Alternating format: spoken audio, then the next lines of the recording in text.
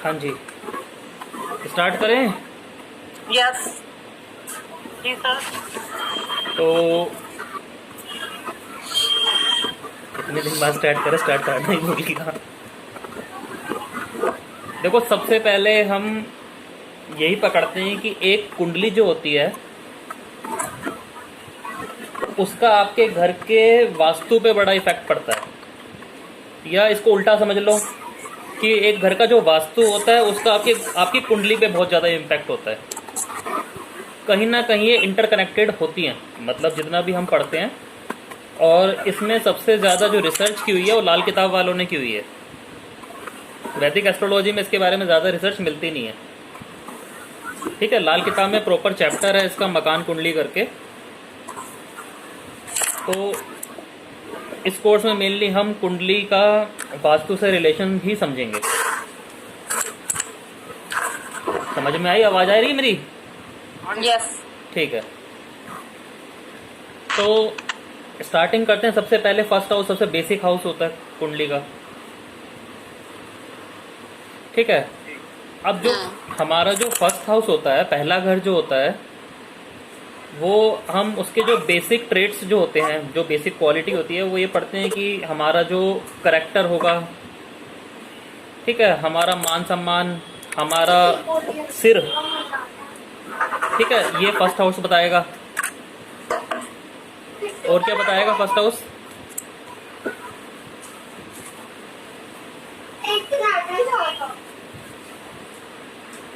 हमारी मजबूती और हमारी कमजोरी बताएगा। लाल किताब में किसी को मसनूई पता हो तो वह ये आराम से समझ जाएगा। ठीक है, फर्स्ट हाउस ये बता देता है कि हमारे पावरफुल पॉइंट्स क्या हैं और हमारी कमजोरियां क्या हैं। ठीक है, अपने आप को जानने की क्षमता, अपने आप को जानने की क्षमता इस तरह समझो, और जो मैं वर्ड यूज कर रहा हूँ वो इस तरह से समझो कि आपके लगन का लॉर्ड जहां बैठा होगा, आपके लगन का लॉर्ड जहां बैठा होगा उस दिशा में या उससे संबंधित जगहों में जाने के बाद आप अपने आप को पहचान पाओगे, अपने प्रश्नों के उत्तर पा पाओगे, और ये भी जान पाओगे कि आपकी ताकत क्या है। समझे? एक टीचर अच्छा काउंसलर नहीं हो सकता, एक काउंसलर अच्छा टीचर नहीं हो सकता। दोनों बातों में फर्क है ना? अब कोच जो होते हैं वो क्रिकेटर बनाते हैं कोच, जबकि खुद छक्का नहीं मार सकते, है ना? तो जहां आपका लगन का स्वामी जाके बैठा होगा वहां आपकी सारी ताकत छुपी होगी। मेरे लगन का स्वामी सपोज करो अष्टम भाव में बैठा है, अभी वो चैप्टर आएंगे। अष्टम भाव किचन का होता है, ठीक है? तो एक तरह से तो पीड़ित माना गया, लेकिन अगर मैं किचन में जाऊं, किचन में काम कराऊं, किचन को साफ सुथरा रखूं, तो मेरी ताकत बढ़ती चली जाएगी, क्योंकि मेरी लग्नेश की ताकत बढ़ रही है।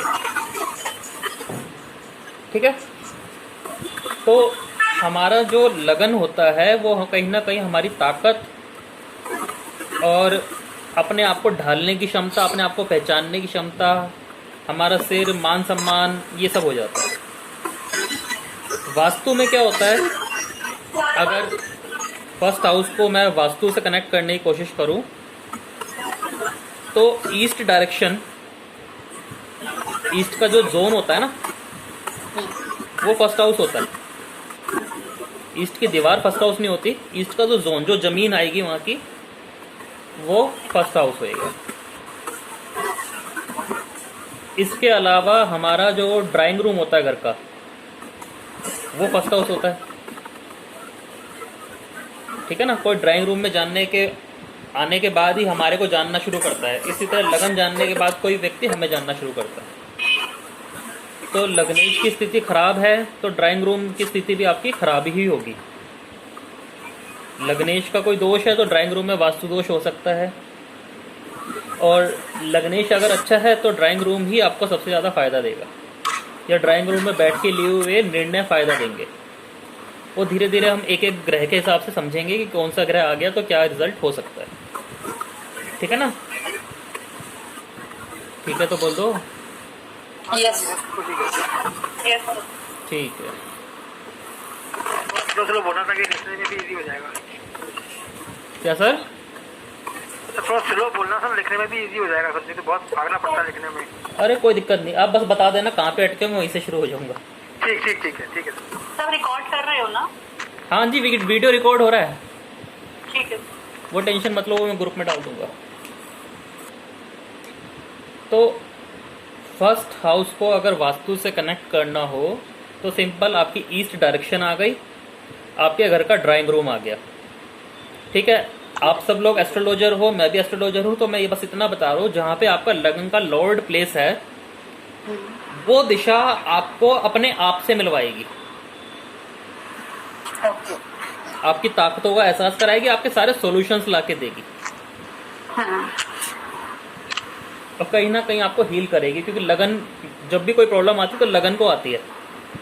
राइट। काफ़ी बार क्या होता है, हम देखते हैं 6-8 बार एक्टिव हो रहे हैं, तेजी से भाग के भग लेते हैं जी, अब तो आपको हॉस्पिटल जाने पड़ेगा, अब तो आप मरने वाले हो, या कोई परेशानी आ सकती है। जब तक लगन नहीं जुड़ रहा, एक नंबर नहीं आएगा तो ये रिजल्ट नहीं आता।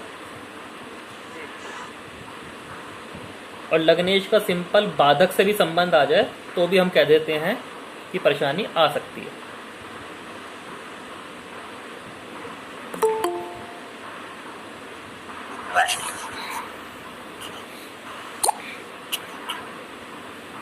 लिख लिया सबने? आगे चलूं? Yes yes. ठीक है। अब मैं चलता हूँ सेकंड हाउस पे। कुंडली का सेकंड हाउस होता है कुटुंब का होता है। कुटुंब माने हमारा कुनबा।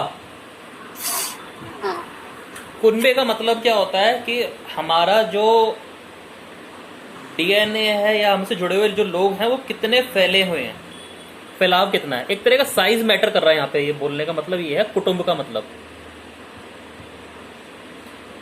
घर को जोड़ेंगे तो कहीं ना कहीं घर का साइज,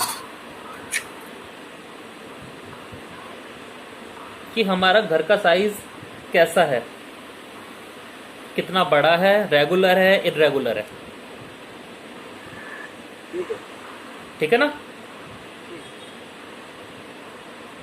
सेकंड हाउस हमारी वाणी, धन धान्य, इन चीजों को भी बताता है।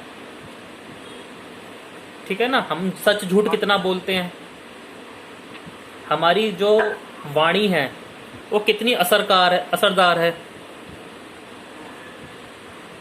कुछ जगह हम इसको पड़ोसी का भी मान लेते हैं। फेस का भी बहुत ज्यादा इस पे इफेक्ट पड़ता है सेकंड हाउस का, चेहरे का। ठीक। चेहरा भी चेक करते हैं ना इससे।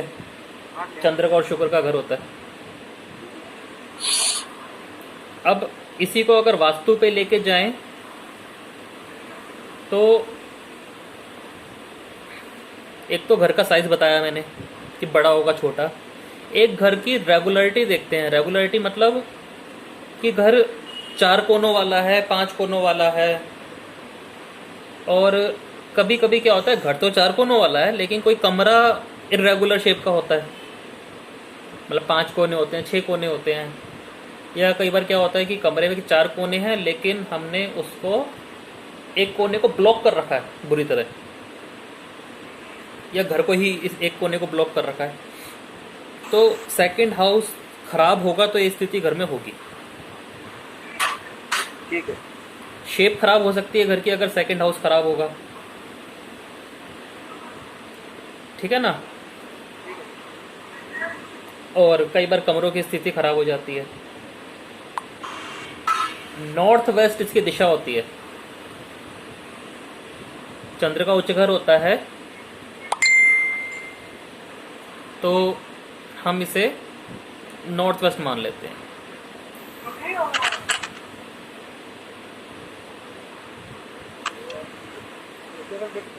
मैंने फोटो बुक कर रखी है। ठीक है।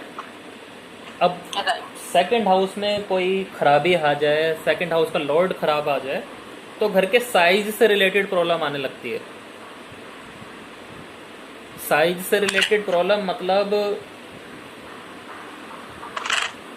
कभी कभी क्या होता है कि कोई हमारे घर पे आस पड़ोस वाला केस कर देता है कि इतना हिस्सा कब्जा किया हुआ है, या चीज़ ये इन्होंने गलत बढ़ाई हुई है, चाहे हम सही हो चाहे गलत हो वो बात अलग है, लेकिन हम ऐसे उलझनों में फंस जाते हैं जिसको ठीक सेकंड हाउस ठीक करके, सेकंड हाउस के उपाय करके हम ठीक कर सकते हैं।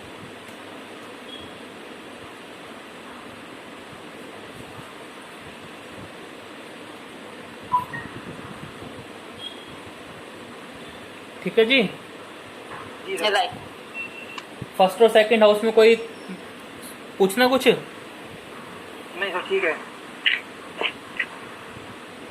ठीक है सर, चलो बढ़िया। थर्ड हाउस पे आ जाओ। थर्ड हाउस पराक्रम का होता है, भाई बहनों का होता है। ठीक है, कहीं ना कहीं हमारे गले का भी होता है, माता की मृत्यु का भी होता है, क्योंकि चौथे से 12वां हो गया। सांस से रिलेटेड प्रॉब्लम होती है ना, गले से रिलेटेड प्रॉब्लम या सांस से रिलेटेड प्रॉब्लम, तो इसको भी चेक करते हैं। हमारी छोटी मोटी ट्रैवलिंग, हमारी लिखावट, राइटिंग, इससे भी चेक करते हैं। थर्ड हाउस मैं बता देता हूँ, थोड़ा सा कॉन्ट्रडिक्टरी है, सेक्स का भी होता है।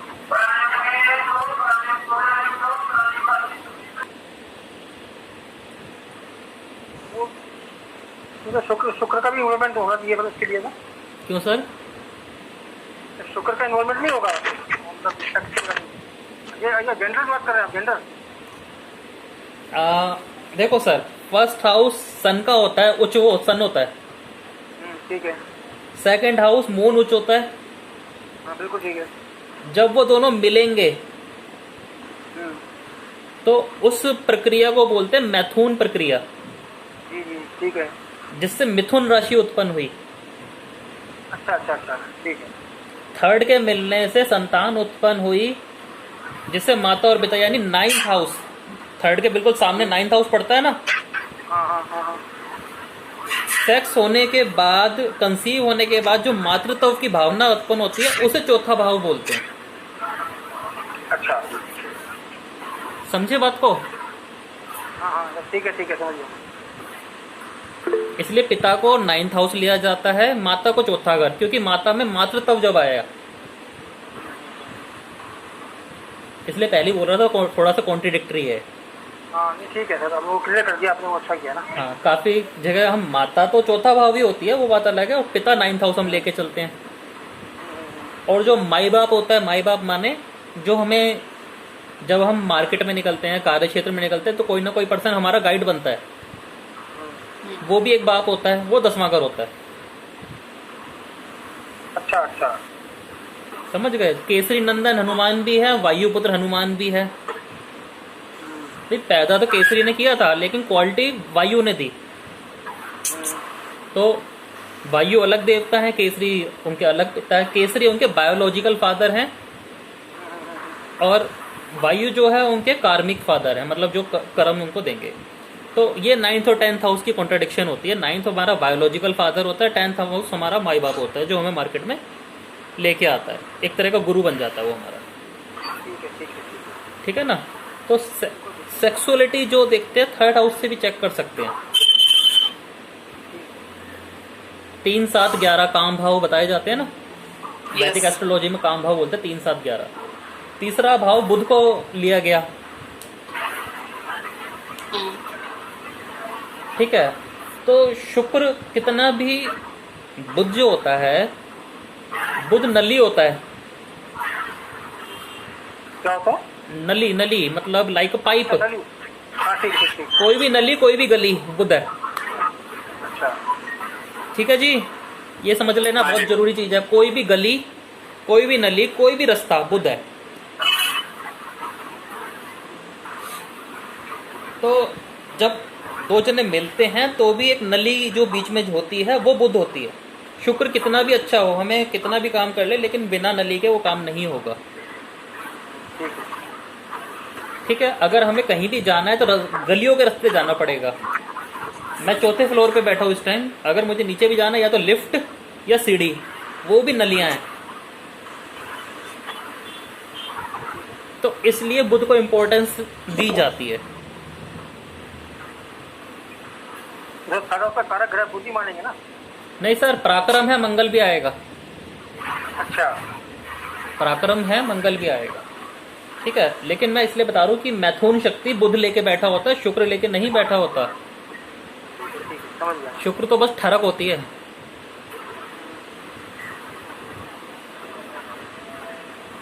सही कह रहे हैं आप। अच्छा, सही कह रहा हूँ।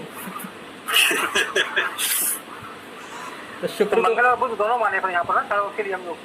है सर। थर्ड हाउस के लिए मंगल और बुध दोनों को ही माने ना फिर कारक? हाँ जी, हाँ जी। मैं तो इसलिए बता रहा था कि इसको सेक्स का घर क्यों मानते हैं और असलियत में माता की उत्पत्ति कैसे बनती है। ये क्लियर हो गया, ये कभी भूलेगा भी नहीं। हाँ जी। तो माता को कई बार प्रॉब्लम जो आती है वो थर्ड हाउस से भी हम चेक करते हैं कि चौथे से 12वां भी पड़ता है और वैसे भी थर्ड हाउस पड़ता ठीक है। है, ठीक है। ठीक है ना। काफी लोग आते हैं कि माता का चौथा घर और पिता का 9th घर क्यों होता है। यही कॉन्ट्रडिक्शन है, आपने सामने आने चाहिए हमेशा। हाँ हाँ हाँ, बिल्कुल। तो ये बात है। थर्ड हाउस को अगर मैं वास्तु से जोड़ूं तो दक्षिण दिशा। अच्छा।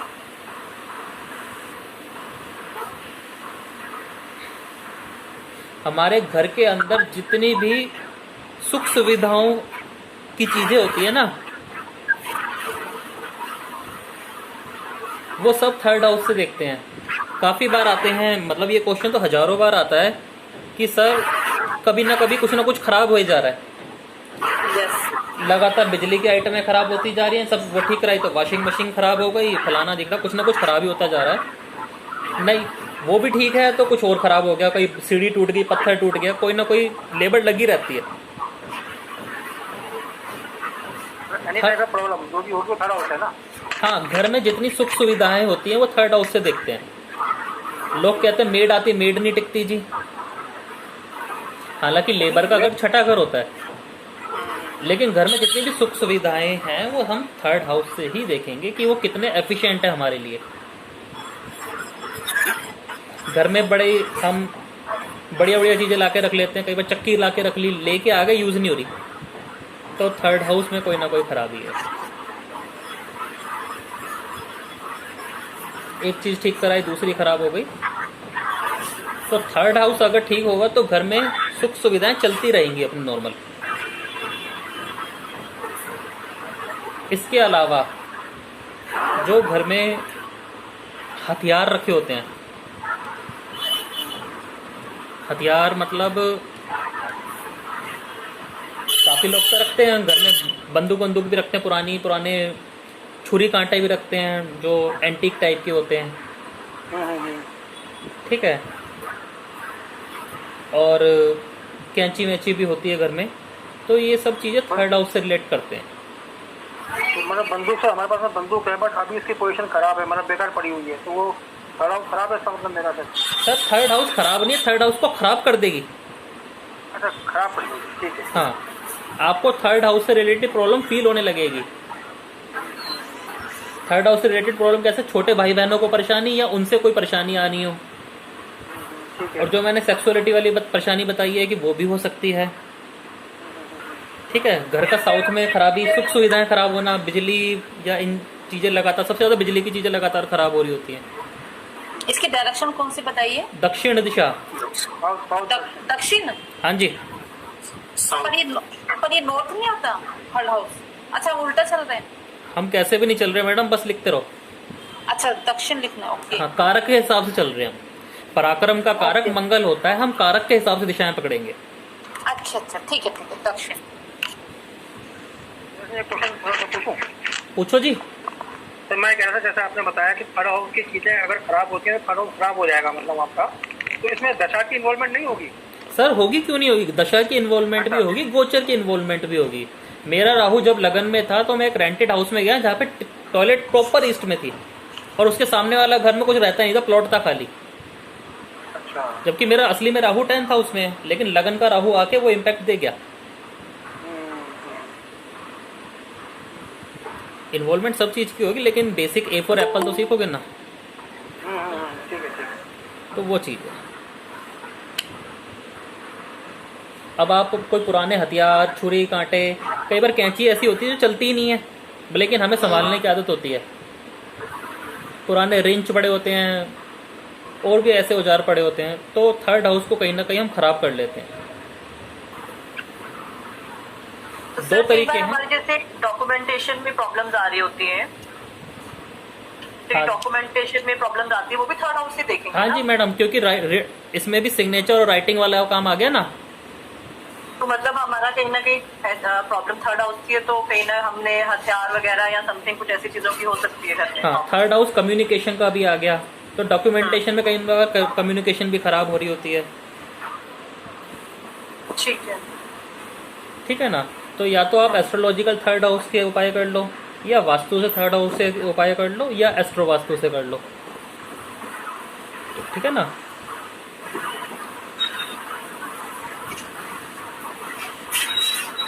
मान लो हमारा थर्ड हाउस एस्ट्रोलॉजी में बहुत अच्छा है, कुंडली में पावरफुल है, और दशा भी फेवरेबल चल रही है, पर हमारे इलेक्ट्रॉनिक्स की चीजें बार बार खराब हो रही हैं, तो हम क्या माने फिर? थर्ड हाउस ही मानोगे मैडम, दोबारा उसे चेक करो।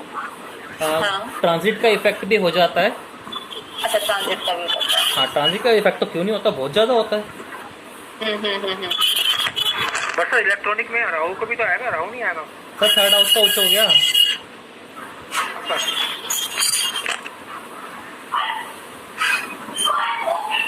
थर्ड हाउस 9th हाउस पे और 11th हाउस पे सीधा इफेक्ट डालता है। 11th हाउस को भी? हाँ जी, हमारे जो पराक्रम होते हैं वो हमारे भाग्य का इंतजार नहीं करते। तो थर्ड हाउस 9th हाउस का, यानी हमारे भाग्य को ना देके भी सीधा इच्छा पूर्ति करवा सकता है। मतलब जो हमारे पराक्रम होते हैं वो भाग्य नहीं मानते, इसलिए थर्ड हाउस इम्पोर्टेंट होता है। वो सीधा आपकी इच्छा पूर्ति करके दे देगा। तो लाल किताब में क्या बोला कि वो 9th हाउस और 11th हाउस को एक साथ देख लेता है। डिकोडिंग ये है कि हमारे पराक्रम हमारा भाग्य नहीं मानते, उससे ऊपर ले जाते हैं हमें। ठीक है ना।